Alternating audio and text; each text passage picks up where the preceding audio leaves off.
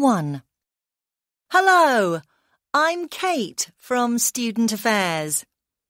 We mainly deal with issues like accommodation, and we can help out if you need information on counselling services offered by the university. The Student Affairs offices are located on level 2 of this building, and we are open from 8:30 to 5:30, Monday to Friday. 2. OK, I have an announcement about access to the library.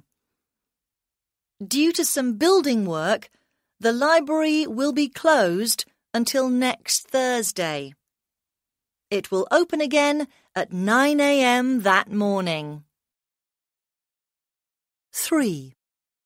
If you're planning to travel by bus or take a train anywhere, you should think about getting a student travel discount card.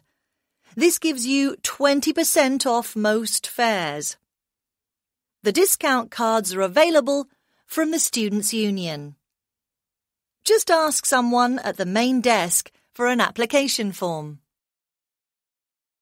4.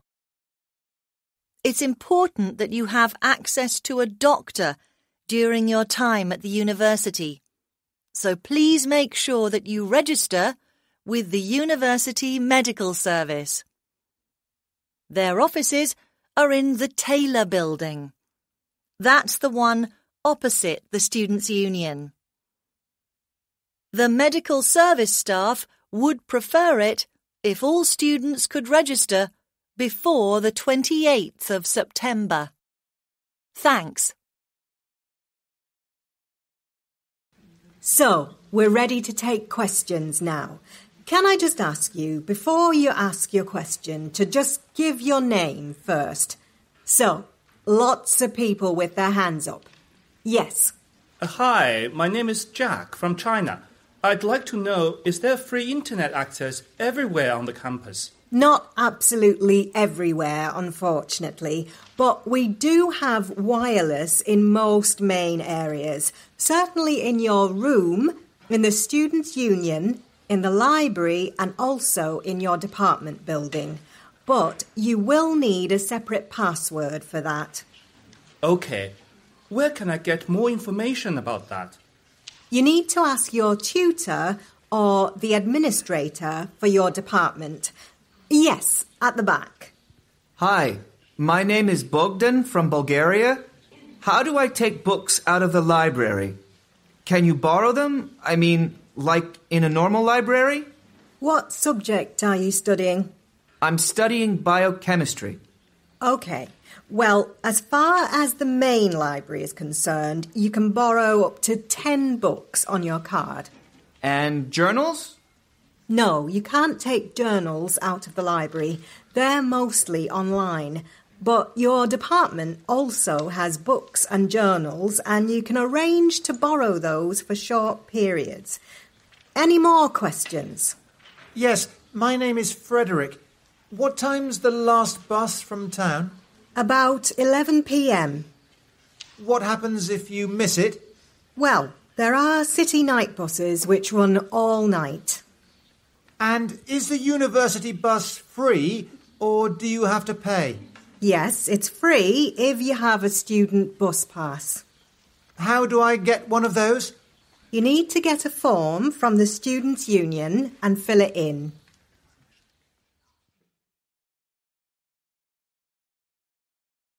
How was your maths lecture on Tuesday? It was interesting, actually.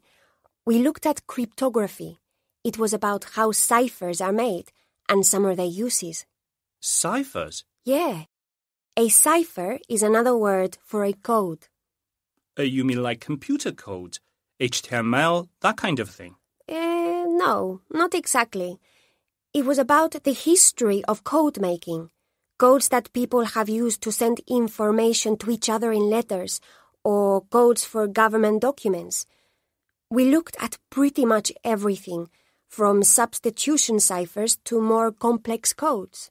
Right. What's a substitution cipher? A substitution cipher is when you replace the original letters in a message with other characters. Like using Z to mean A, that kind of thing. Yes, that's right.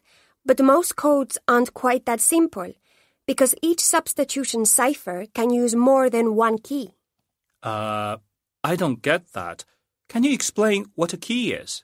Okay, well, the key is the component which tells you the operation to perform to create the code, like moving a letter a certain number of places. Oh, right. So I guess if you use one substitution cipher, then that might make Z mean A, but like another cipher could make Z mean E. Yes, exactly. The thing is that without a crib, it's almost impossible to break a code that uses a lot of keys. A crib is a type of answer key that tells you how to convert the ciphertext into a message that can be understood. Sorry, what does ciphertext mean? Ciphertext means the coded message, whatever you wanted to keep secret in the first place. Okay, interesting stuff. Did they recommend any books on it? 1.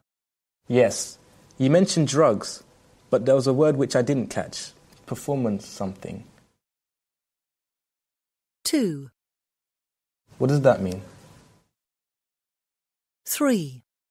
I'm not sure I understood what you said about gamesmanship. Do some people believe this is a good approach? 4. Could you just repeat the part about fairness? 5. And referees and officials are the same thing, is that right? My field of study is environmental science. A very important concept in this field is sustainability. What is sustainability? Well, it's the idea that you use resources in a way which meets your needs today, but also your needs tomorrow. What does that mean? Well, for example, it means that if you cut down a tree for wood today, then you should plant another tree for your wood in the future.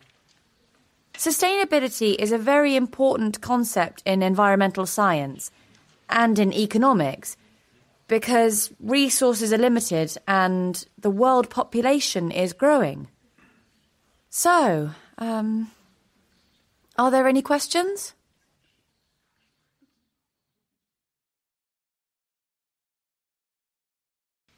Okay, so today I'm going to talk about the cost of food and fuel and some of the effects that rising fuel prices have on food production and consumption. Let's look first at some historical background. This chart compares the relationship between oil prices and the price of food. You will notice that the two trends are similar, especially when we look at sharp increases during times of oil shortage. Okay, so let's take oil first. As you can see from the graph, oil prices increased at a faster rate in 2006. But then, if you look here, you can see an increase in food prices where they began to follow the trend. Okay, let's look at this in more detail. Here we can see a table showing the main food commodities. Again, you can see the sharp increases in cost that are similar to increases in fuel prices.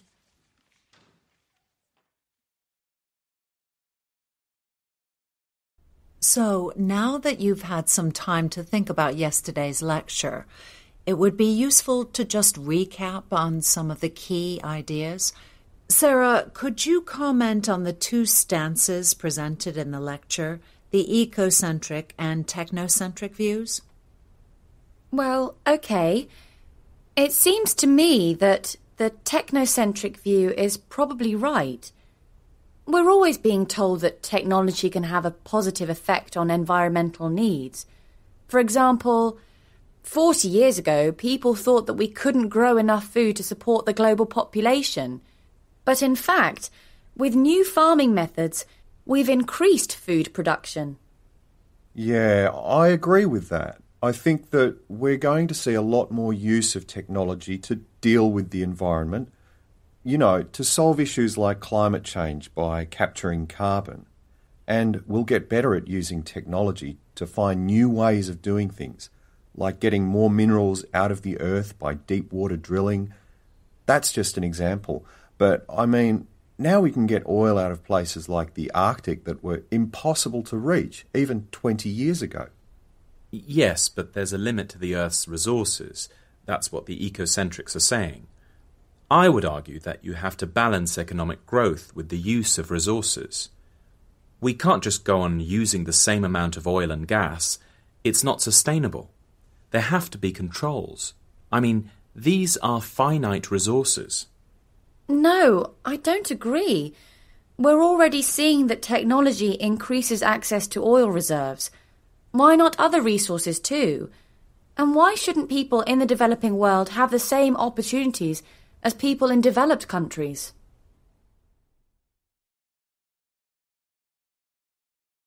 One. The aim of the study was to examine the different properties of precious metals, for example, silver and gold. 2. Professor Shackelford has a PhD in materials science from the University of California.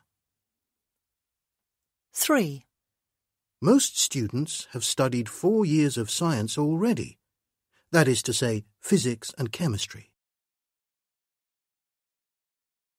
So I'm going to be following up on last week's lecture. I'm going to summarise the main points, and I also have some references for further reading about the topic. Okay, today I'd like to talk about names and their cultural importance. I'm going to explain briefly the significance of personal names, and then I want to focus on surnames and their historical role. As we heard in the lecture, in the past, surnames usually told you one of 4 things about the person. Number 1, what tribe or family group a person belonged to. Number 2, where they came from. 3, what their father's name was. Or finally, what job they did. Okay, so after discussing examples of these names in Scottish culture, I'd like to talk a little bit about the importance of bynames. Now, bynames are names taken by people in some parts of rural Scotland where there are so few traditional surnames that a large number of people are called the same thing. For legal reasons, and to make it less confusing, many people are given an official name and an unofficial name. So the listener can understand which person called, for example, John Sutherland. They know which John Sutherland is being referred to. Okay, and then finally, in my conclusion, I'll explain why nowadays the meaning of names is less culturally important. But names are more important for administrative reasons, for voting, for work, for travelling to other countries, and so on.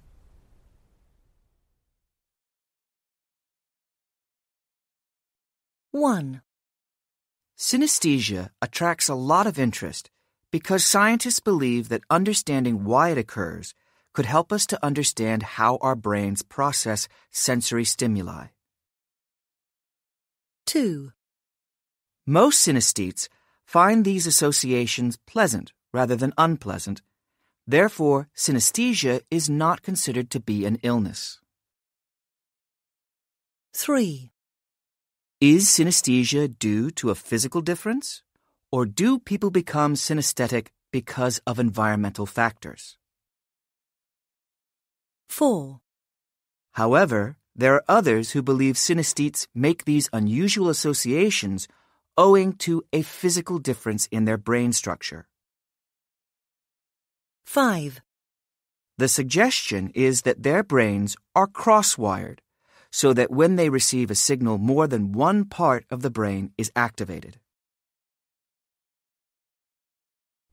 Okay, I'd like to follow up Wednesday's lecture on synesthesia and its probable causes. I want to expand on some of the ideas that were discussed and also touch on your reading from last week, so we can explore some of the practical applications of neurobiological study. Okay? Sound good? Right. Before we start, are there any questions? Yes, in the lecture Dr. Ellis said that synesthesia was a pleasant condition, but I'm not sure why people think that. Surely it must be very confusing and quite annoying sometimes. Well, I think in some cases it might be, but from most of the case studies and extensive evidence from interviews and questionnaires, it seems that the majority of synesthetes actually find their condition a positive thing. And also, I didn't understand if people can have more than one type of synesthesia at a time. I mean, can more than two senses be mixed up? Not usually, no, but there are many different kinds of two-sense synesthesia. Can you tell us what the most common types are? Well, the most common variant is what is called grapheme colour synesthesia. This is where people see letters or numbers in particular colours.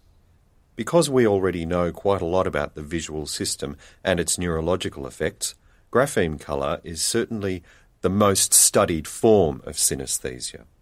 Does anyone know why that's more common than other types? Is there a reason? Good question. It could be that the grapheme colour is just the most reported form, but there are some studies which suggest that it's because of other factors which affect. My presentation is about narcolepsy. Narcolepsy is a condition which affects the brain's ability to control the normal sleep-wake cycle. Narcolepsy affects 1 in every 200 people, so it's a relatively rare sleep disorder. It can affect people of all age groups. People with narcolepsy, narcoleptics, are unable to sleep properly at night, and they tend to fall asleep during the day. The key symptom of narcolepsy is called ES, or excessive sleepiness. Narcolepsy is a big problem for sufferers because interrupted sleep causes tiredness, problems with concentration, and it can cause hallucinations, where people think they're seeing things which aren't there. These hallucinations usually happen in the transition between sleeping and waking. The exact causes of narcolepsy aren't known, but it may be due to a chemical imbalance in the body.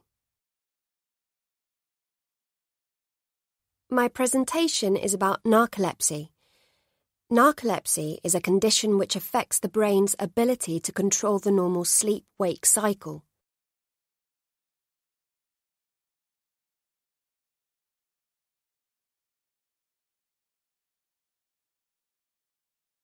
Narcolepsy affects 1 in every 200 people, so it's a relatively rare sleep disorder. It can affect people of all age groups.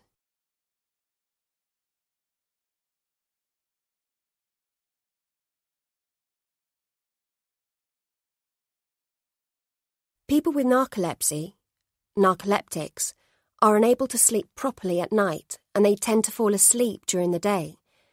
The key symptom of narcolepsy is called ES, or excessive sleepiness.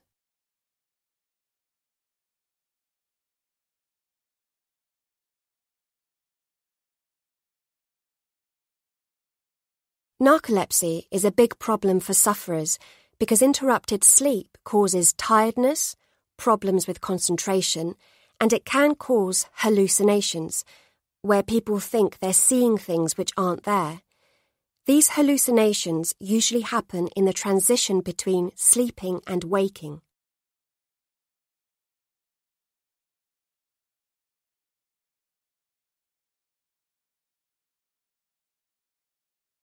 The exact causes of narcolepsy aren't known, but it may be due to a chemical imbalance in the body. So that completes my summary of last week's lecture on responsible tourism. Does anyone have any questions or need anything to be clarified? Elena, you have a question? Yeah, there are a few things that came up that I'd like your view on. At the end of what you were saying, you said that an important argument for responsible tourism was because it was the best way to get closer to other cultures. I understand why you say that, but actually I don't agree with the premise of your argument. Because I don't think most people travel to learn about other cultures. They travel to sit on a beach or relax by a swimming pool. There is some truth in that, yes. But even people who go on beach holidays can be responsible tourists. You can be a responsible tourist and still enjoy yourself, I think. Carsten. Okay, so the problem I have with the responsible travel argument is that in the end it's saying just don't go on holiday at all. Don't fly, don't go abroad, just stay at home, you know? Well, I realise that it might look like that, the anti-holiday argument, but actually responsible tourism encourages travel. Although you could argue that it just has to be the right kind of travel.